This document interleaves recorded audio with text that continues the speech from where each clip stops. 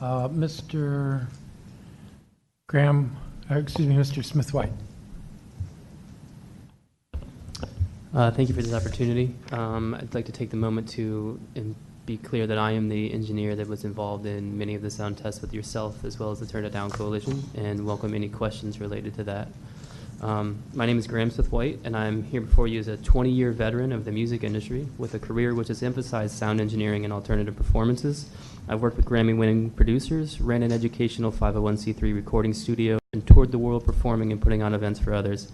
I'm the lead engineer for 2 music and event venues in the city, and most recently I have served as a 202 Creates resident artist, as well as the first sound engineer to receive an apprentice with the Creative Economy Career Access Program, a partnership between OCT FME and the Department of Employment Services. This year alone, I've been involved in just shy of 200 events through direct personal contribution, as well as scheduling my team in over 100 more. I'd like to speak specifically to the inaudible standard, which is being proposed to determine whether a sound is unlawful. It's an egregious standard to me because it attempts to dictate through legislation phenomena which run counter to the nature of the universe and physics. Sound simply does not work this way. You cannot make a sound, any sound, from any source and have it be silent 100 feet away without intentional sound dampening or it being immeasurably quiet in the first place. Add to this the fact that our built environment creates acoustic scenarios which amplify sound, as you've heard from other testimonies here, and allow it to travel, bouncing down the canyons of hastily built and poorly insulated real estate. This creates a generally non-self-policeable situation. The musicians are unable to know whether they are in violation or outside of the standards. Mostly because I cannot stand in one place and hear what I sound like at another place, especially inside of somebody else's business or home. Furthermore, audibility is a concept rooted deeply in human perception, cognition, and psychology. It inherently requires the attention of the listener and depends on the presence or lack of other sound sources. Elements like traffic and machinery can temporarily mask sounds, while what is audible for one individual may be sounds which are just melted into the background noise of a busy city for another. For this reason, I advocate an at-the-source standard be utilized in addition to bringing the existing sound standards to include the recent influx of mixed-use development which are being discussed here. This relieves the musicians from the burdens of being in 2 places at once and subject to things which are outside their control while providing for safe and functional sound levels.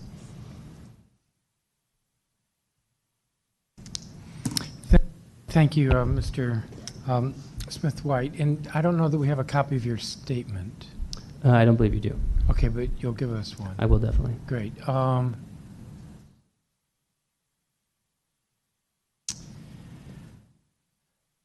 Mr. Smith-White, what is a sound? You're a sound engineer. What is a sound engineer? So my day-to-day job tasks and activities involve operating microphones, amplifiers, loudspeakers for the purpose of amplifying whatever the content is. It's usually music, because that's been a focus of my career, but at times is political rallies, podcasts, other things like acoustic treatment and that sort of stuff. We engineer sound, which is the universe around us. Everything is vibrations. Okay. All right. You were present when I was asking earlier witnesses about why 110. Yes. And I think you were with me when I was saying, 100 seems like the right amount. So what's your reaction to 100 versus 110?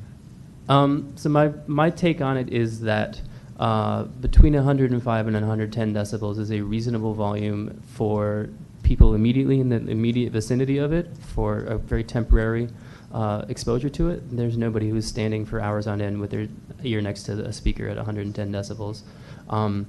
And it creates enough volume to be heard at a reasonable level for an audience, so to speak, in competition with the other loud ambient noises like buses and jackhammers and cranes and all the sort of stuff that we have going on in the city at the moment.